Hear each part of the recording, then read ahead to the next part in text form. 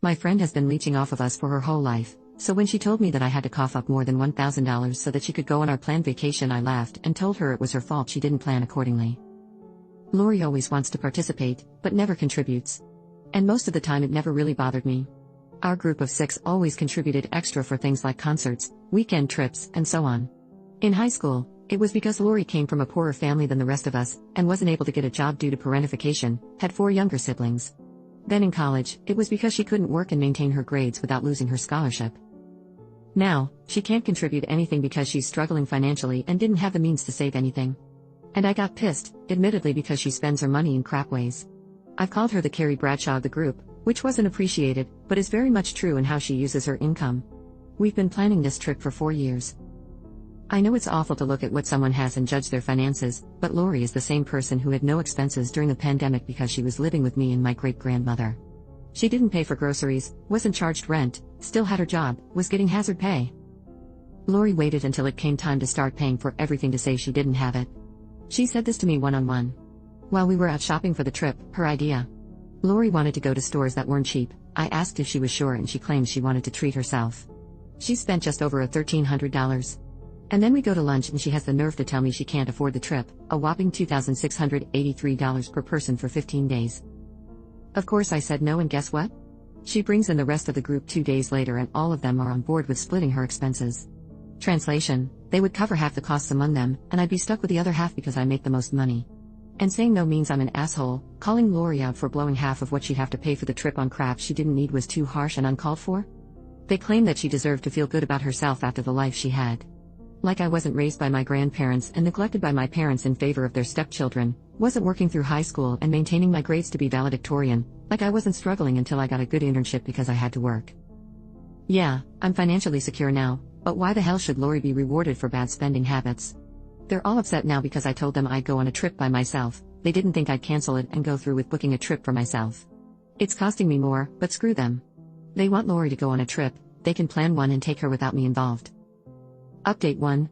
Seriously, I get called mean, selfish, cruel, and a bunch of other insults for not bankrolling an idiot's life, decide to cut contact and end the friendship, and now they want to make up?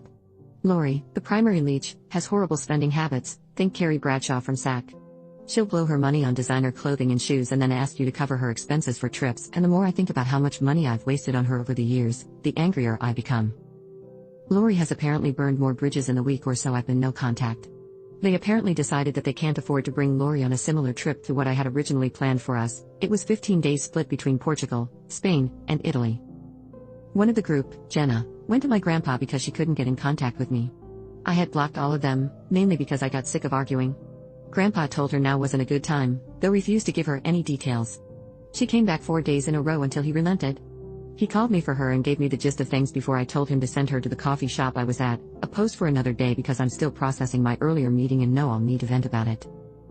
The meeting with Jenna went to hell in a handbasket. She started by telling me the group had planned a new trip and she knows I'm mad, but canceling on them and then not sharing the agency was really cruel. They found an agency to travel through, but to keep the time they had off from work means they have to pay more. Cheapest they could get was $4,000 a person. I didn't respond, mainly because yes, she continued to blame me for their crap like it wasn't their fault I canceled and stopped talking to them. When I told her that it was their fault, Jenna agreed that it was. She revealed that they tried to talk Lori into returning everything she brought so she could contribute to her part. In her words, they can't afford half the things I can. Jenna personally believes that Lori's need for designer things is because of me. I didn't snap immediately at this and let her ramble about it. I know you don't notice it, but you're always wearing nice things and spending money on nice places. You're always buying expensive makeup, getting your nails and your hair done. She just wants that lifestyle too, and it's like you're rubbing it in her face. All of us are at fault. And yes, I do spend my money on those things. But as I told Lori and now Jenna, I can afford that lifestyle. I budget for those things, I thrift shop and a good number of my nice things are second-hand. Yes, I put a lot of effort into my appearance, but I also live below my means. I live in a house my great-grandmother owns outright and pay utilities, shop in bulk in local markets for food, and have good insurance that covers great-grandma's medical expenses. I again, thrift for my nicer things or save for them or wait for a sale. I have enough in my lost my job savings account to last a year. Yes, I have a savings account just for that and continue to add to it from every paycheck. Everyone that knows me are aware of how I can afford what I afford. I don't make an effort to hide this. However, it is not my fault Lori refuses to be smart with her spending. I said all of this to Jenna and she had the nerve to cry. She said not everyone can have that type of security, and unlike me, they can't afford a last-minute trip, and Lori especially couldn't. I cut her off when she started on Lori's sad childhood and just let her have it. I told her she was fixated on my finances and lifestyle, but that wasn't my fault. She and the rest of the group all have decent careers, they all had better safety nets than I did, and it made them complacent. I didn't have that. Yes, I was middle class growing up, but I wasn't as well off as them. Yes, I had a grandpa who would spoil me, but it wasn't to the extent they think. I still drive his old Impala. I had been the first to get a car in our group, right? Because his eyesight was going bad, he couldn't drive me around like their parents did. And don't get me started on college itself. Lori had a financial aid packet because she was poor, Jenna and the rest had family that could pay off their tuition and living costs, and I got barely anything aid-wise and had to work because my grandparents couldn't afford it and my parents refused to acknowledge me. If I hadn't landed an internship and turned career that paid off my education, I'd still be in debt. Jenna kept crying. I told her to stop, that I'm sick of them and they're crying. I threw her getting cut off by her parents in her face, told her that it was because she's a financial leech just like Lori, and that was her problem. I'm sick of them acting like I'm the problem, and I was done listening to her efforts to villainize me. Rather than whining, maybe she should think about why her parents cut her off and why I am also cutting her off, because she likes to blame everyone and everything for her failures. I shouldn't have said it, but I did. You got kicked out for stealing someone's essay, you wasted their money, and I damn sure won't let you waste mine. Grow the F up and don't ever bother my family again. Then I left her there crying.